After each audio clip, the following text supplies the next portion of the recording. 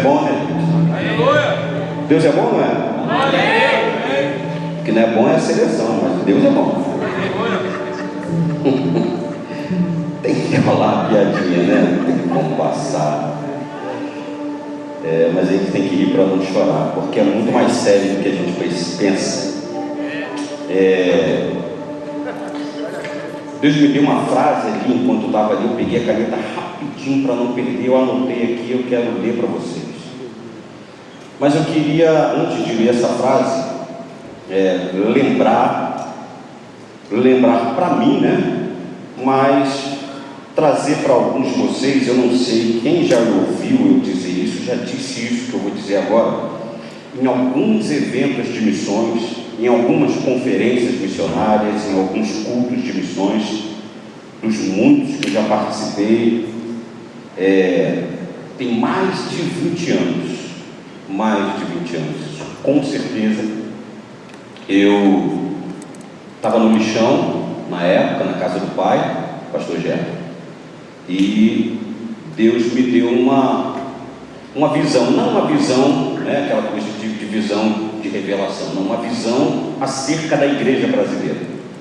E o que Deus falou comigo foi tão forte, eu chorei tanto, e eu falei, caramba, nessa época eu ainda estava estudando, ainda não tinha me formado no seminário.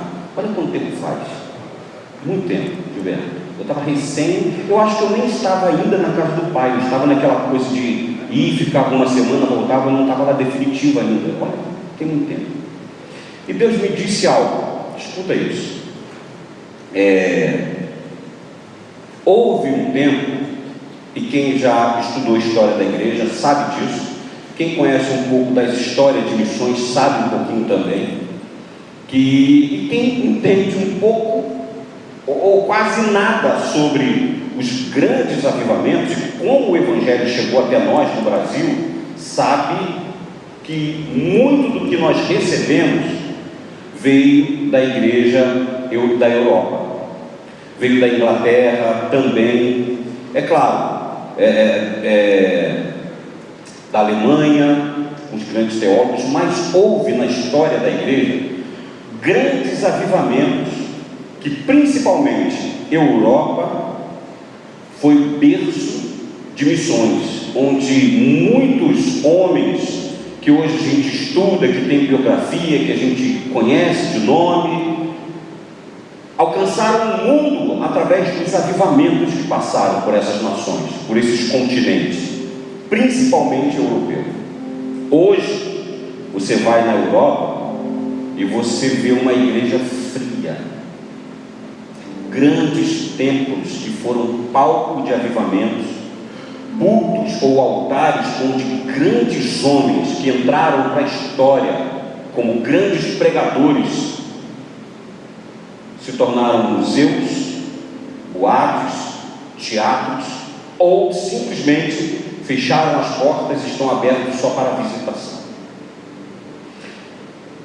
Há mais de 20 anos atrás, eu continuo repetindo a mesma coisa, com dor no coração. O mesmo avivamento que passou pela Europa, ele alcançou o Brasil.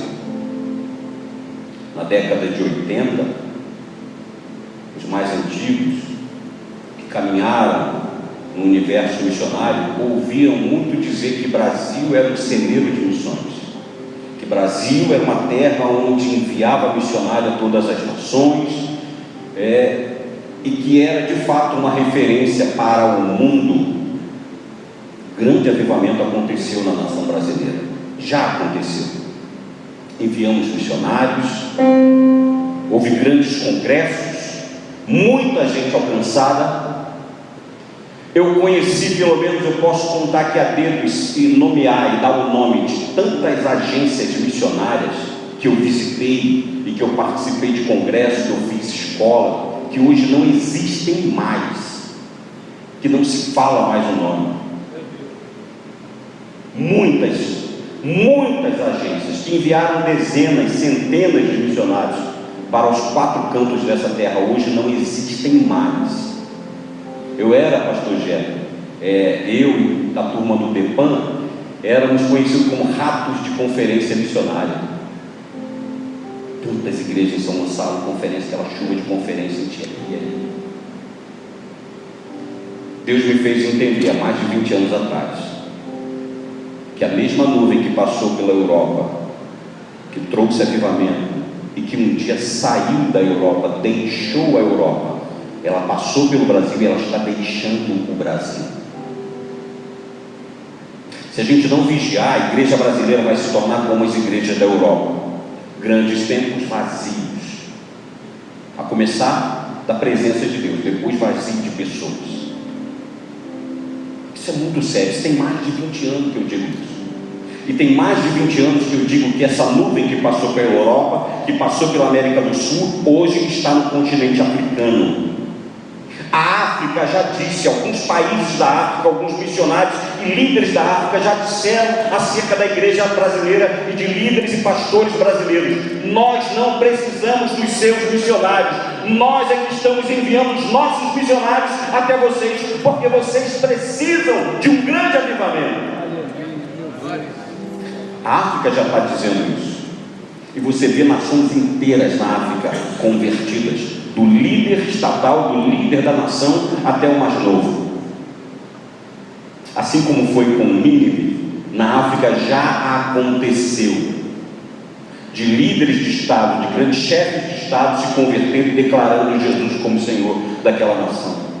Hoje a África vive um grande avivamento, só que ainda é pouco, vai se expandir ainda muito mais, muito mais. O meu coração se entristece em dizer isso, em repetir, em continuar repetindo isso. E de 20 anos para cá, o que eu vi foi um declínio ainda maior. A igreja brasileira está declinando. Que Deus nos desperte para que a gente não se torne uma Europa.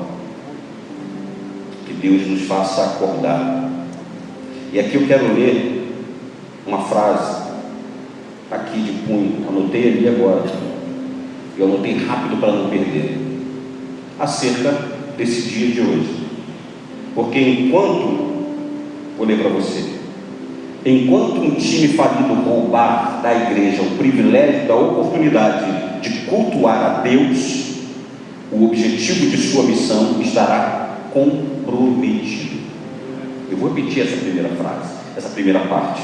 Enquanto um time falido roubar da igreja o privilégio da oportunidade de cultuar a Deus, o objetivo de sua missão estará comprometido. E agora a segunda parte: o termômetro que mede a chama da igreja é a prioridade que ela dá àquilo que é eterno. Isso é muito sério. Isso é muito sério. Eu estaria aqui de qualquer jeito. Qualquer pastor que estivesse pregando aqui, eu estaria aqui. Jamais eu deixaria de ter a oportunidade ou perder a oportunidade por conta de algo que eu já sabia que não ia dar bom no final. Eu já vinha falando com meu filho Nicolas: filho, vai de leve. Estava igual você, Samuel, chorando lá no sofá. Eu falei: tadinho. Mas eu já sabia. Enfim, gente, vamos ganhar tempo, né? Nosso pastor, como já foi dito aqui, está lá na nossa matriz. Hoje é Santa Ceia, e domingo que vem é Santa Ceia aqui.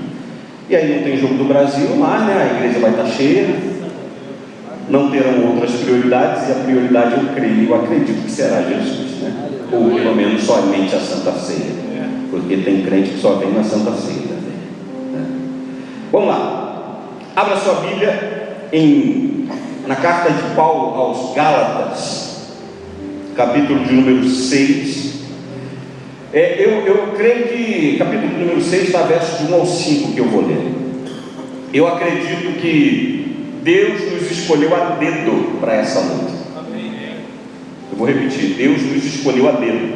E hoje, como foi, acho que o pastor Maia que disse, foi o presbítero Márcio, alguém que disse, o diácono Jorge, alguém que disse aí, sexta-feira nós estávamos aqui no curso de obreiro, e alguém falou que hoje seria um culto só para os fortes. Se você chegou aqui, você é forte. Se você chegou aqui, você é o escolhido. E melhor, e de forma mais completa, você foi o escolhido para receber junto comigo essa porção da palavra, porque Deus separou a dedo a quem Ele queria ministrar essa palavra, e a gente se alegra com isso. Eu me alegro com isso. Eu quero que você se alegre também, porque ela vai trazer um norte para a gente, e ela vai nos potencializar, porque Deus já preparou um novo tempo. Ele está levantando colunas, porque haverão aqueles que não hão de se curvar. No mundo nós teremos aflições, muitos vão abandonar, muitos vão se esfriar, mas haverão aqueles que até o fim irão perseverar, não vão se curvar, não vão se entregar e vão manter acesa a chama do Evangelho. Eu tenho certeza que você é um desses. Amém? Carta de Paulo aos Gálatas, capítulo 6, versos de 1 a 5. Olha o que diz na minha versão: irmãos, se algum homem for surpreendido em alguma falta, vós que sois espirituais, restaure o irmão no espírito de mansidão. Considereis a vós mesmos, para que também não sejais tentados. Carregai os fardos uns dos outros, e assim cumprirei a lei de Cristo. Porque se algum homem pensa ser alguma coisa, quando não sendo nada, ele engana a si mesmo. Porém, que cada homem prove a sua própria obra, e então poderá gloriar-se em si mesmo, e não no outro. Verso 5: porque cada um deve levar o seu próprio fardo. Feche teus olhos. Pai, obrigado. Obrigado por tua palavra. Obrigado por essa noite. Obrigado porque o Senhor manteve a chama acesa e a prioridade do reino e o privilégio de cultuar ao Senhor na vida desses que aqui estão. Então fale conosco de uma maneira diferente. Fale conosco, Pai, na simplicidade, de maneira clara, da forma que a gente possa compreender o que o Senhor quer falar com a gente. De alguma forma, em algum momento, essa palavra que será ministrada, essa palavra que será compartilhada, vai nos direcionar, vai trazer resposta à nossa caminhada, ao nosso ministério, à nossa vida contigo, e nós sairemos daqui completamente restaurados na nossa visão, no nome de Jesus. Amém? E graças a Deus. Tema dessa mensagem: a lei que nos governa, o serviço cristão sob o fundamento do amor. Eu vou repetir o tema: a lei que nos governa, o serviço cristão sob o fundamento do amor. Toda obra que não tem por objetivo servir aos demais, ela não é uma boa obra cristã. Eu vou repetir essa frase: toda obra que não tenha por objetivo servir aos demais não é uma boa obra cristã. E com essa frase de Lutero eu começo essa exposição, e eu acrescento dizendo que se cada um de nós servíssemos ao próximo, sendo fiel ao modelo de Jesus, o mundo inteiro estaria repleto de grandes cultos. A propósito, o que é culto? O que significa culto? Você sabia que culto, a expressão culto, vem do latim cultus, que significa cuidado ou cultivo? Então, se culto é também cuidado e cultivo, logo, o cultuar a Deus, a maneira de cultuar a Deus, também é cuidando do próximo, também é socorrendo, também é cuidando da comunhão, cultivando a comunhão e fortalecendo a unidade. Isso é culto. Porque culto não é louvor e palavra, tão somente, não. Culto não é louvor e palavra. Culto é cuidado e comunhão em amor. Cultuar a Deus é muito mais do que se reunir num tempo como esse.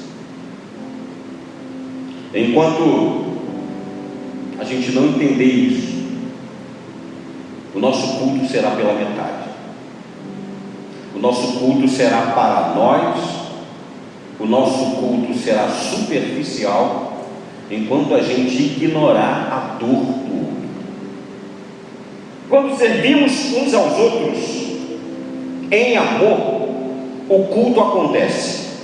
O culto acontece nos lares, o culto acontece nos hospitais, o culto acontece nas esquinas, nos mercados, o culto acontece na favela, o culto acontece na Cracolândia. Pastor Jeff, o culto acontece nos presídios.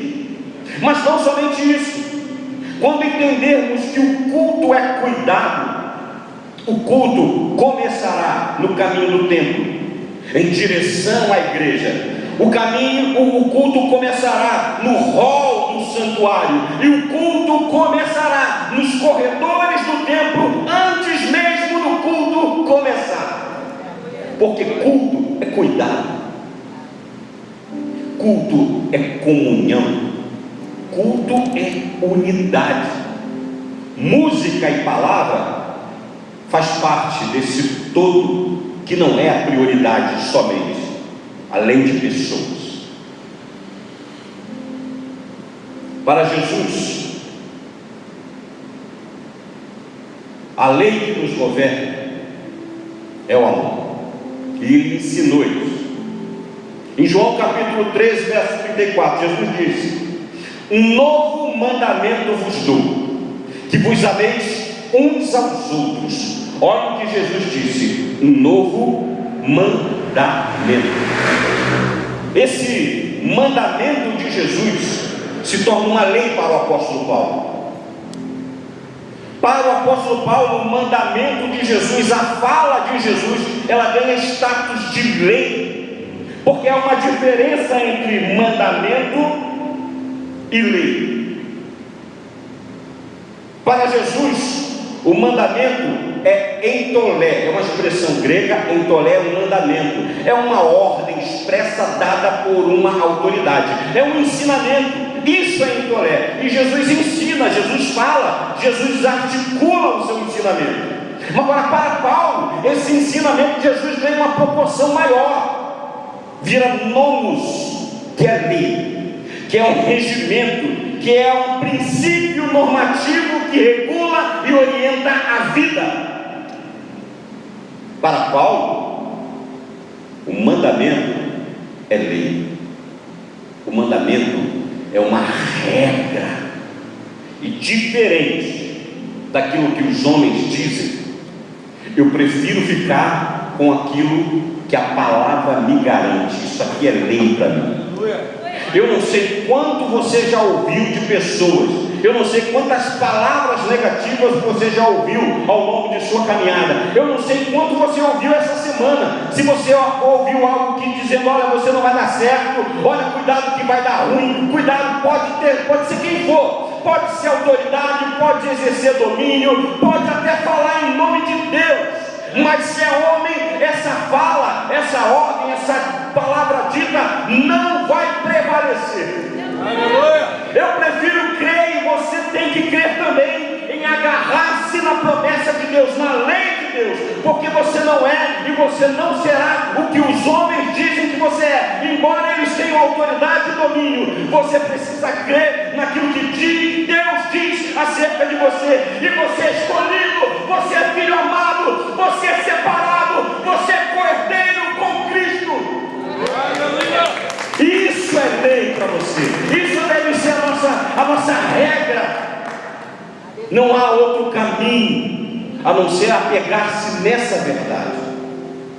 Mas as palavras do homem nos abatem, nos decepcionam, e a gente vai carregando um peso de decepções e traumas.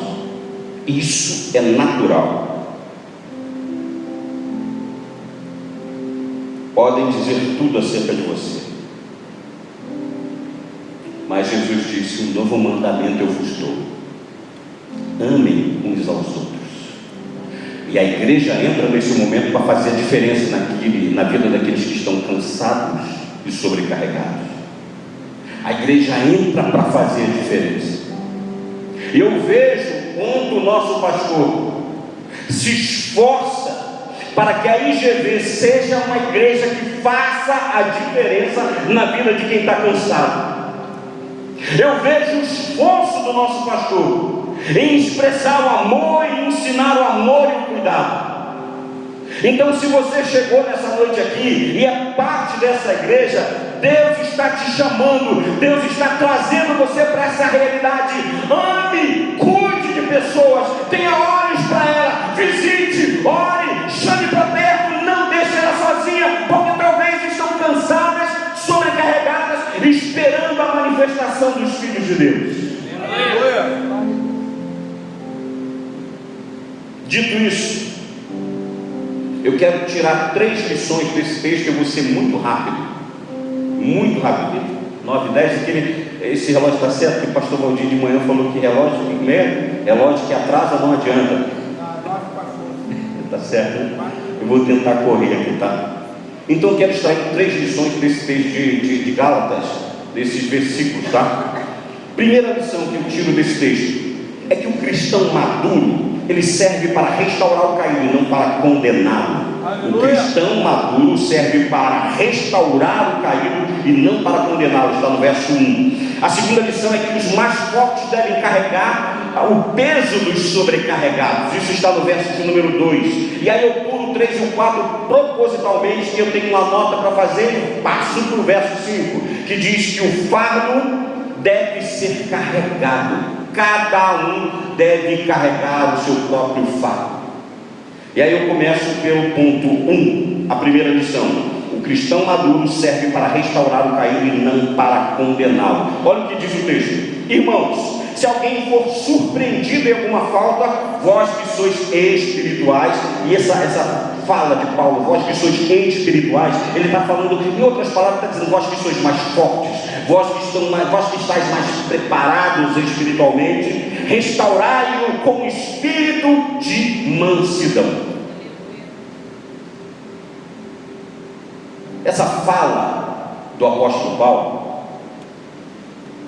ao dizer que encontrar alguém com uma falha ou com uma queda, se alguém for pego em uma falta, em uma queda, em um tropeção, cuide dele com amor, exorte ele com carinho, porque a palavra de Deus diz que Deus não pisa a cana quebrada, nem apaga o pavio que fumega. Paulo menciona essa queda e ele usa o termo paratoma no grego. Sabe o que é paratoma? É restaurar com espírito de mansidão. É um termo usado para um pecado que não é um pecado deliberado. Paratoma fala de um escorregão.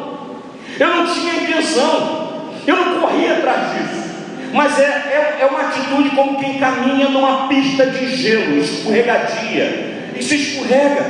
É como quem está andando num terreno perigoso, tropeça e cai por acidente. Eu não tinha intenção, eu não fui intencional eu caí, eu pequei, e agora o que eu faço? Paulo diz, calma, porque o cristão verdadeiro, ele não vai te acusar, ele não vai te destruir, ele não vai te ferir com o pecado que você já está ferido, ele vai te socorrer. Aleluia! Ele vai te restaurar. Com amor e com palavra, ele vai cuidar de você. Essa deve ser a marca da igreja, essa deve ser a nossa marca da Trindade. Cuidar de pessoas, amar pessoas. É isso que o pastor Valdir fala toda hora ele bate na mesma tecla. Essa igreja deve ser conhecida como a igreja que tem a marca do amor. Paulo fala, restaurai com espírito de mansidão. Paulo diz que o verdadeiro cristão, ele tem uma obrigação, é uma obrigação de levantar aquele que acidentalmente caiu, aquele que levou um tropeção. Paulo fala que essa é a marca daqueles que decidiram servir ao Senhor e cumprir o mandamento da lei, porque a lei que nos governa é o amor. Não importa se a pessoa chegou aqui, ou se ela estava aqui, e por um tropeção, por um deslize, por um descuido, por uma distração, Satanás vem e arma uma cilada e cai, e agora o que eu faço? E agora eu vou excluir, e agora eu vou lançar fora. Não! Mas e se não for o caso? E se for aquela pessoa que você está ali tentando, e ela propositalmente, intencionalmente escolhe o erro, escolhe o pecado, e não consegue se livrar, o que a gente faz? A gente larga e deixa de lado? Também não, porque a palavra de Deus diz que Ele pode fazer nova todas as coisas. Aleluia. Aquele que está em Cristo, e quando Cristo entrar, velhas serão as coisas antigas. Deus fará tudo novo, porque aquele que está em Cristo, nova criatura é. As coisas velhas ficam para trás e tudo se faz novo. Aleluia. Paulo fala nesse texto, ele encerra esse verso 1 dando um alerta para a igreja.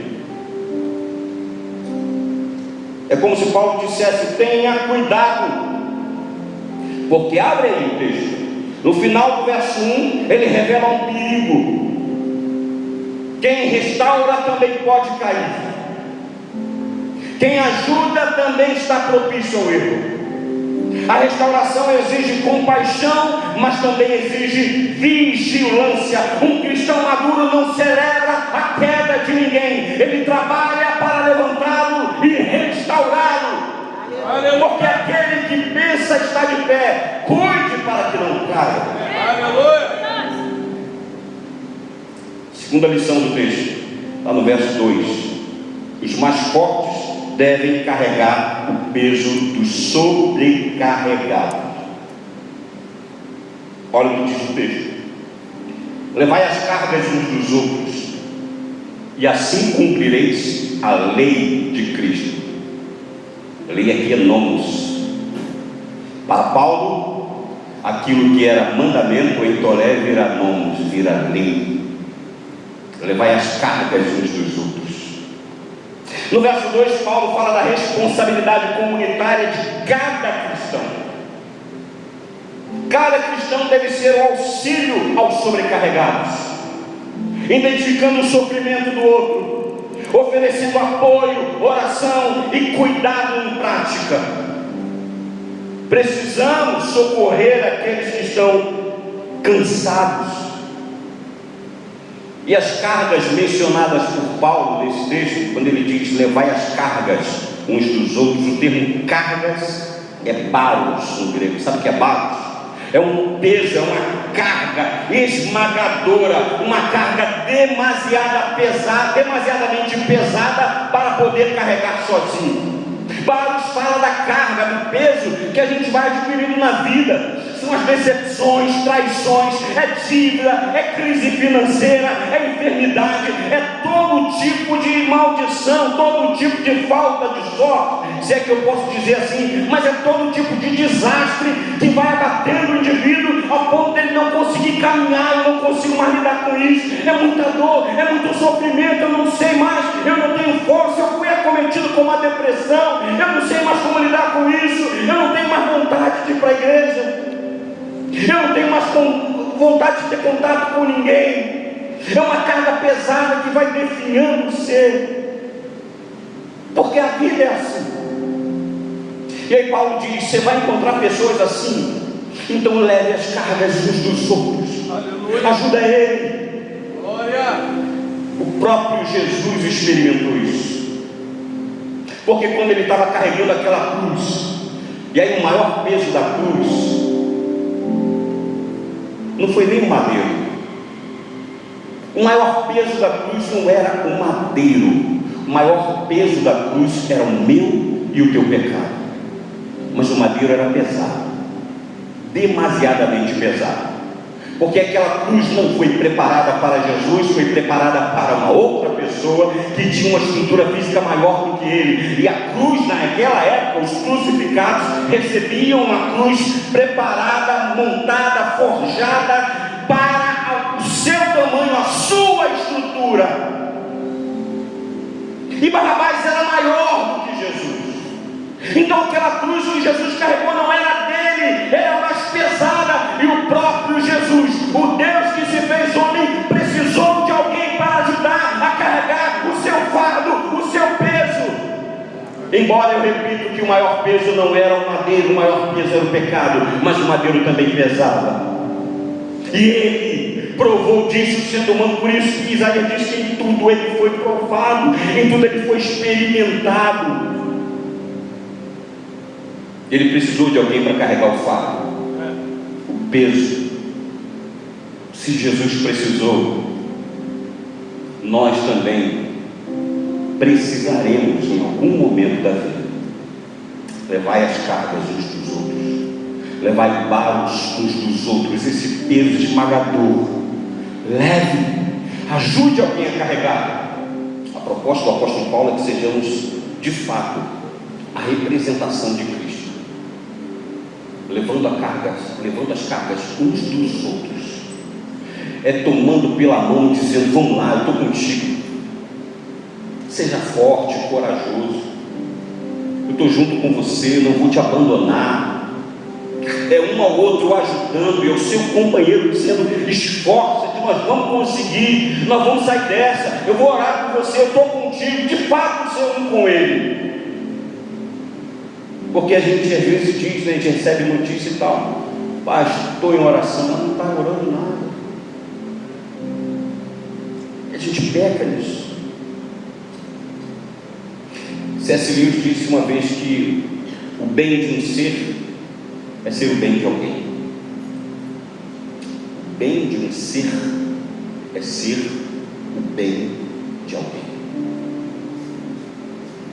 Inspirado nessa palavra, eu quero declarar algo sobre nós. Sobre nós que aqui estamos, que Deus separou a dedo. Se você chegou aqui, se você está sem esperança, se você está sobrecarregado em alguma área de sua vida, ou você conhece alguém que está sobrecarregado, das duas uma: ou você sairá daqui consciente de que essa turma que aqui está será auxílio para a tua vida, ou você sairá daqui disposto a ser o auxílio para alguém. E eu me comprometo nesse altar, diante desse altar, em ser o auxílio para alguém. E eu queria perguntar a você: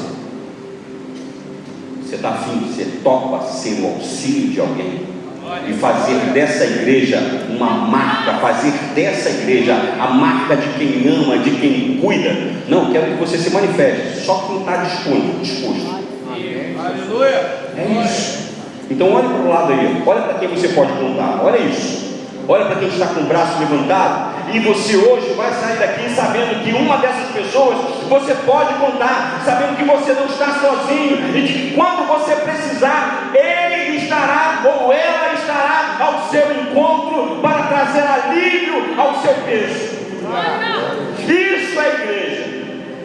Isso deve ser a marca da IGV. Aleluia. Levando a carga uns dos outros, porque tem cargas que se tornam demasiadamente pesadas para carregar sozinho.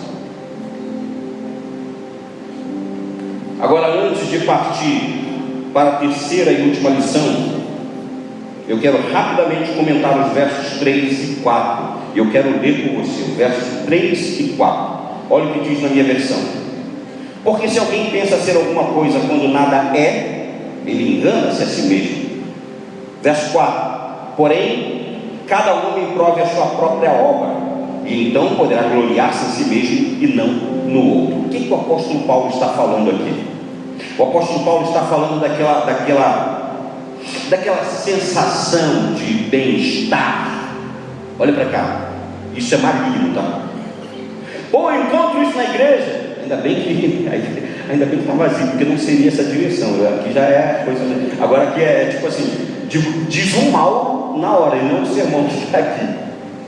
Ainda bem que não está gravando e que somos poucos, mas a verdade é essa. Nós encontraremos na igreja aqueles que estão mais enfermos do que parecem estar, que carregam a síndrome do homem que estava no tanque de Betesda. Que síndrome é essa? É quando ele está diante de Jesus, diante do potencial de cura ou da possibilidade de cura, e Jesus olha para ele e oferece a cura.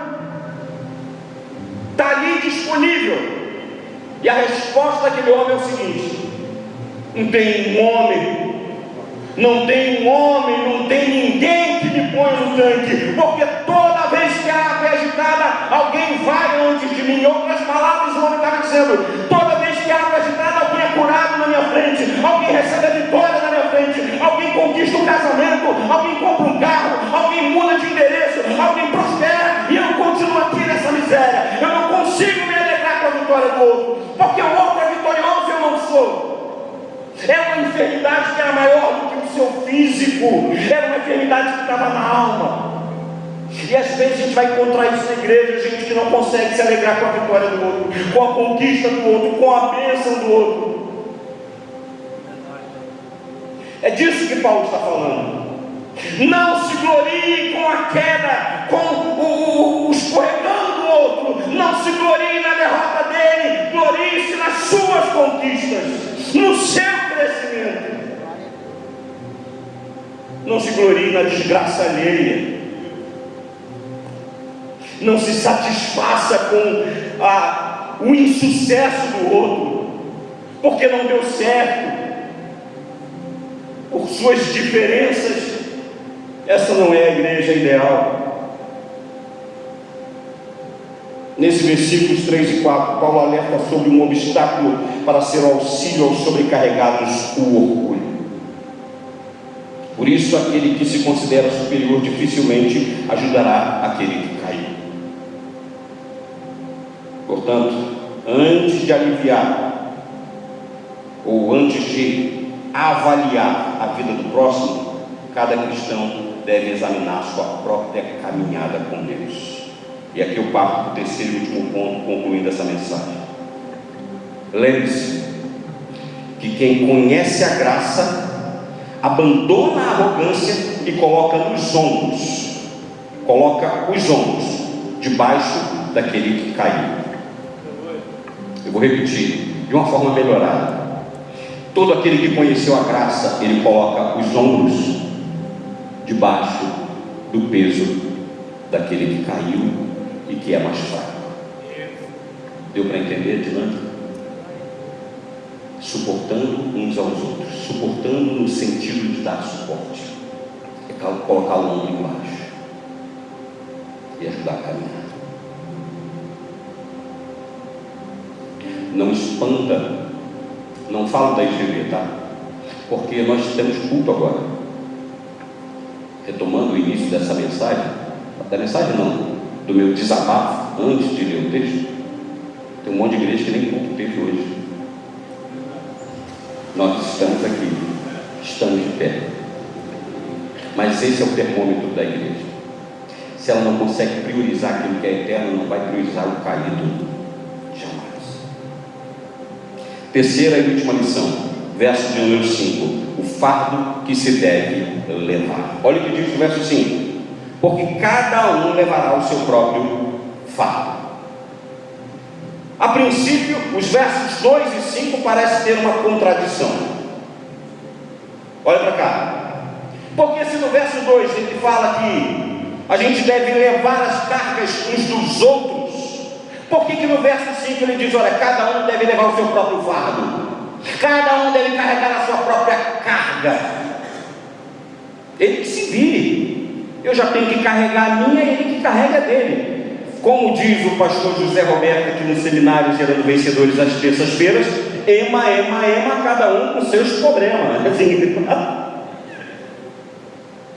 se cada um tem que levar o seu próprio fardo, por que eu tenho que levar as cargas? Porque nós temos que levar as cargas uns dos outros. E aqui há o X da questão.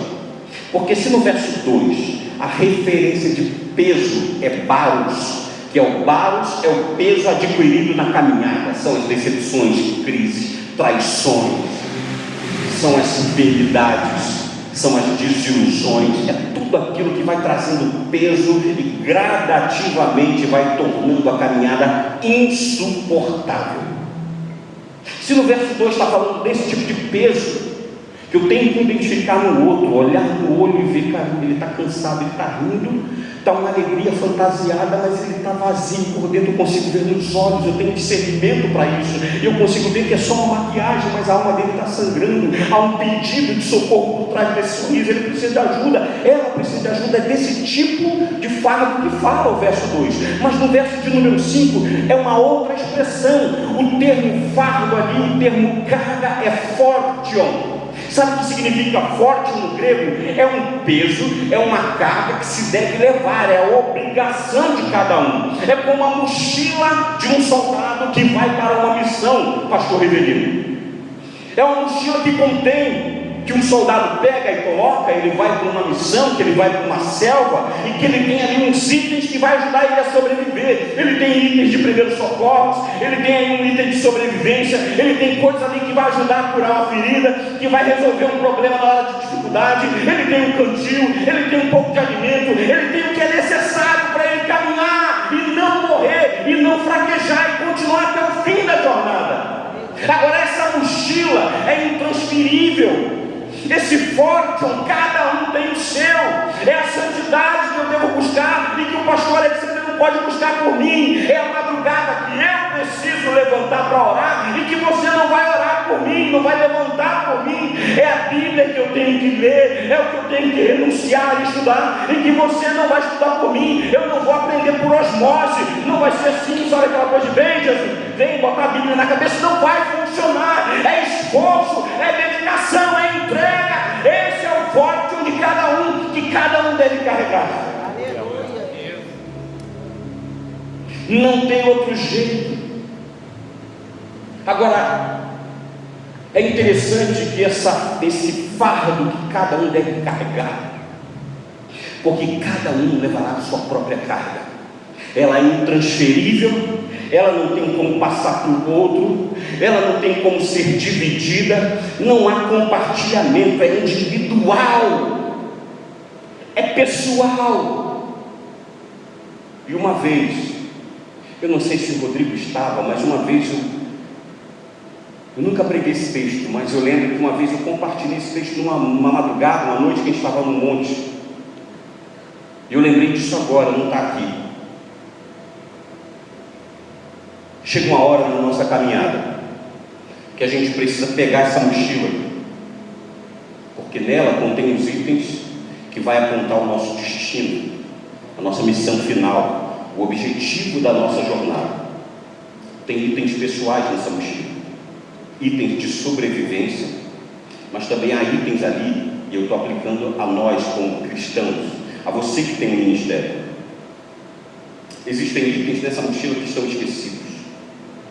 E a gente precisa de vez em quando pegar essa mochila, tirar e vasculhar e redescobrir o que tem dentro dela e o que aquilo que está dentro me aponta para o meu destino, aponta para o meu ministério, para aquilo que eu preciso fazer e que eu estou deixando de fazer, que ficou esquecido porque a mochila já se tornou um item, um acessório que faz parte de mim, mas eu esqueci o que tem dentro dela, porque o que tem dentro dela define a minha identidade, e eu preciso vasculhar, descobrir dons, descobrir ministérios, descobrir vocações que ali estão, porque fazem parte da minha identidade como soldado de Cristo. Aleluia.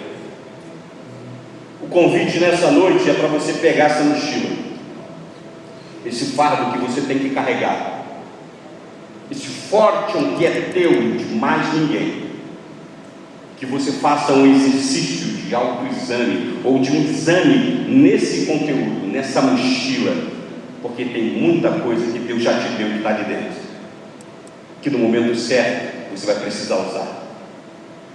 Anda uma légua, come uma barrinha, anda mais uma, bebe um pouco d'água, está tudo ali dentro. Seu alimento está ali, o que te sustenta está ali, o que te prepara está ali dentro. Não esqueça de vasculhar e redescobrir aquilo que você já carrega, mas que tornou-se para você algo mecânico, sem propósito e sem destino. A igreja de pé. Nos 5 primeiros versos de Gálatas 6, Paulo apresenta um retrato da verdadeira espiritualidade. No verso 1, a espiritualidade repara com mansidão caído, em vez de condenar com dureza. No versículo 2, do 2 ao 4, Paulo fala da espiritualidade,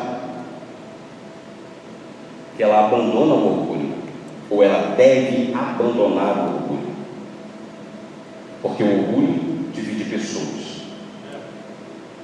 O orgulho se isenta de enxergar o outro com altruísmo, de enxergar o outro com o desejo de ser conforme um bom samaritano, de ajudar e de investir tempo, recurso e o que mais for necessário.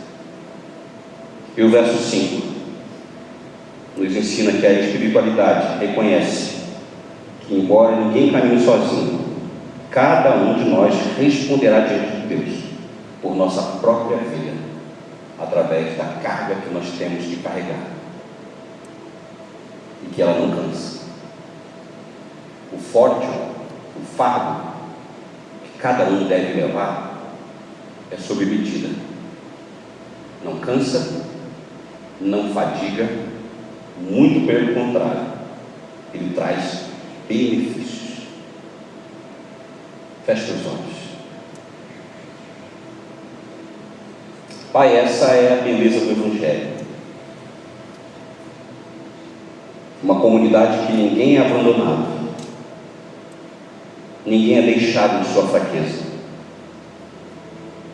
mas também ninguém é isento de suas responsabilidades diante do Senhor. Deus, nós saímos daqui completamente conscientes de que, se estamos sobrecarregados, nesse lugar nós encontraremos refúgio e fortaleza. A tua palavra diz que o Senhor é socorro bem presente. Nós cremos, a Deus, que o Senhor será socorro bem presente através de pessoas, que na hora necessária, que no momento oportuno, que na hora da necessidade, o Senhor se manifestará como socorro bem presente através dos irmãos e irmãs que aqui estão, que entendem nessa noite, que tenha consciência de sua necessidade de ser socorro bem presente, de ser a representação de Cristo na terra, porque somos cristãos. Deus, nós saímos daqui na certeza de que também somos responsáveis em carregar o nosso fardo, mas não somente carregar por carregar. Nós de vez em quando temos que vasculhar essa mochila, essa bagagem que o Senhor nos deu e que possui grandes benefícios, itens, dons, talentos que vão definir da identidade a vocação. Eu quero louvar o teu nome nessa noite, por essa oportunidade que o Senhor nos deu de mais uma vez priorizar aquilo que é prioridade. Obrigado por falar conosco, obrigado por nos trazer a esse lugar. Leva-nos de volta para os nossos lares, guardados, protegidos debaixo de tua mão poderosa. Que o Senhor faça em nós e através de nós valer a tua vontade. Nós entendemos nessa noite que a igreja do Senhor, ela deve ser atuante, viva, firme e constante em toda boa obra. Assim nós oramos, no nome do Senhor Jesus. Amém e graças a Deus.